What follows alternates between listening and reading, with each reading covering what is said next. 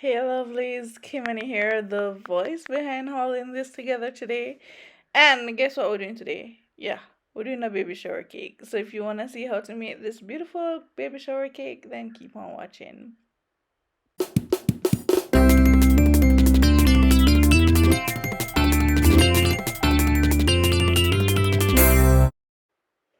Okay guys, so this cake is going to be a double reveal because we have pink colored insides and we're also going to add a surprise inside. So I have my two 8-inch rounds and I just leveled the tops and I also slice them in half. Piece of my cake broke off, but that's okay. So just use some buttercream to secure my base layer to my cake board, and I'm putting that aside. Now I'm taking another cake board just for me to get this next step done. So I'm taking my two middle layers and I'm just taking out some cake from the middle. Yeah. And I'm using my cookie cutter to do that. Just a normal round cookie cutter. If you don't have one, then just use a knife. So to my base layer, I'm just adding back that cookie cutter in the middle so that I can know where the center of the cake is and where I shouldn't put any frosting because we're going to put some sprinkles in the middle so that you have like a surprise inside kind of thing, and I don't want to have my sprinkles stuck to my frosting, so I'm leaving that part without any frosting. Some might like a kind of ooze out, but as bare as we can get it, we'll do that. So I'm adding my first hollowed out middle layer and I'm just kind of getting rid of that buttercream that kind of like smooshed out into the center from the weight of the layer that I just added. And I'm repeating the process. So I'm just adding some frosting to the top of that layer so that I can add my other hollowed out layer. May I make sense? Yeah, may I make sense? I know I am. So I'm just trying to get that somewhat leveled. You'll realize that I didn't do a good job because my cake was somewhat not leveled by the end, but you'll realize and then we'll fix it and it will all be okay. So yeah. So now I'm just adding my sprinkles and I'm adding it right to the top of where that layer is so that the top layer that I'm going to add now will basically like have some support, if that makes sense. So yeah, I promise my cake is a little bit slanted, but it's not as bad as it looks in this video. It's because my camera was also slanted. Like, yeah, I was a mess this day, it would seem. So I'm just doing my crumb coat right now, and I'm not really trying to get it too smooth, but I want it smooth enough for me to not have too much work to do on my actual, you know, frosted layer. So that's what I'm doing right now. So yeah.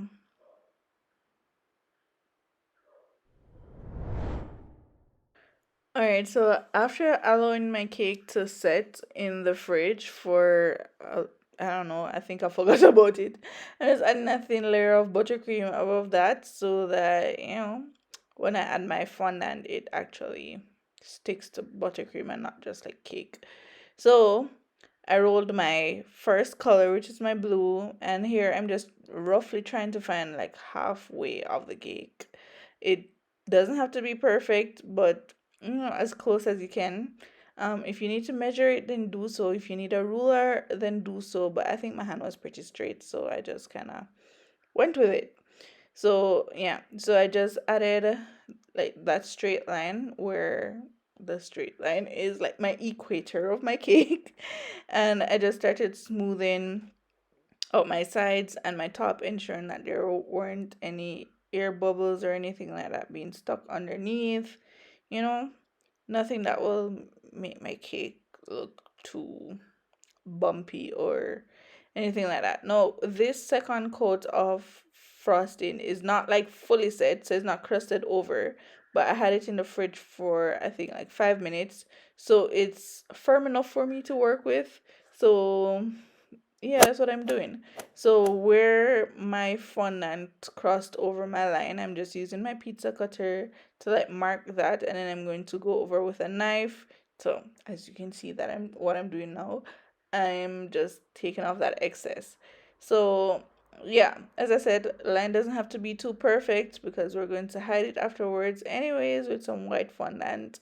And yeah, but if you're a perfectionist, then you can do that. So one air bubble right here, so a while ago, we're going to fix that in a minute. We're just trying to get rid of all that excess. Now I'm smoothing that part out that, a little bit of my frosting was lifting off because, as I said, it wasn't fully crusted over. And I don't want it to show under my pink, so yeah. Now, getting rid of the excess that's on the base so that it doesn't like pull down my fondant too much to make it like, you know, start to crack or anything. And now I'm doing the same thing with my pink. Now we actually have a line there to work with, so it's not that hard to add the second color. Um, but the first color sometimes you can go over half, and it can be a mess if you're not really sure what you're doing. Now remember, guys, that fondant stretches. So if you feel like it's too short at one point or whatever, like after you start smoothing it out, it will actually get to the base of your cake. So don't worry about it too much. But if it's off by a whole lot, then just take it off and re-roll it because you don't want to stretch the fondant too much because then it will tear. Yeah. If y'all want a video on like basis of covering a cake with fondant, and y'all let me know. I'm here to please. So now I can actually like feel and actually see where the line where my blue fondant stopped, and so it's kind of easy for me to cut off the excess of the pink. So that's what I'm just doing right now, like trying to get both colors to meet at a decent seam.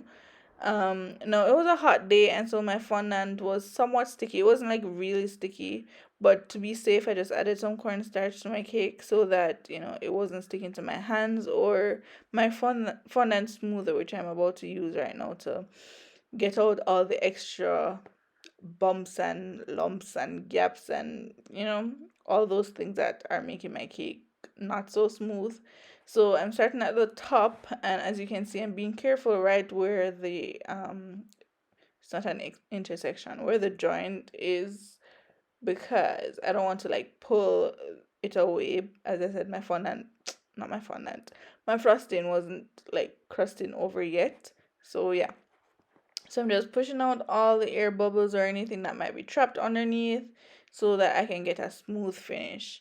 I'm working on the side, and I'm using a combination of like up down motion and like circular motion to kind of get the all the bumps and air bubbles. Right there, I'm having an air bubble, and I'm just slowly guiding it to the base. I don't want it underneath there because the weight of the fondant will pull if the cake isn't adhering fully to the fondant, and I don't really want a saggy fondant cake right now.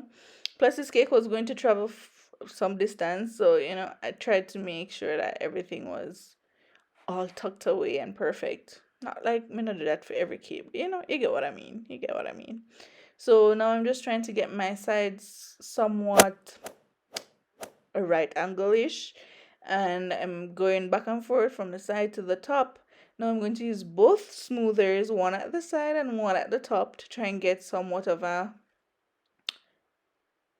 edge. Try to get it less rounded. Like if you remember what the cake started out as and what it looks like now, you can realize that it's actually, it's getting some form of shape. It doesn't look rounded at the edges anymore. It doesn't look round on the sides anymore or lumpy or anything like that. Like it's starting to come together. So I just look around to see where needs some more work, and I just add some more work there. Just smooth that part a little bit more. I just we're making it work for us. So that's what I'm doing now. You get the gist, so I can speed through.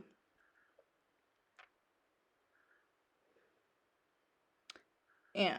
No, note that I'm not like pinching the fondant or anything when I do that motion with the one on the side and the one at the top. I'm just like bringing it into a corner, an edge, I'm using my brush. I know it looks like a makeup brush. That's because it is. But trust me, I bought it for cakes. So it's not like it was on my face or anything before. It has only ever been on cakes. I'm just brushing away my excess cornstarch. Now I'm using some white fondant to make like a ribbon or a strip or whatever to cover that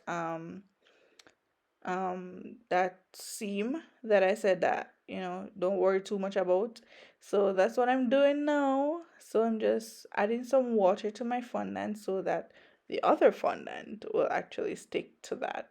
All you need is some water. Don't use too much because it will end up slide all around. Or you can use edible glue, whichever one works for you. So that's that. And I'm going to add the same kind of ribbon technique to the base of my cake.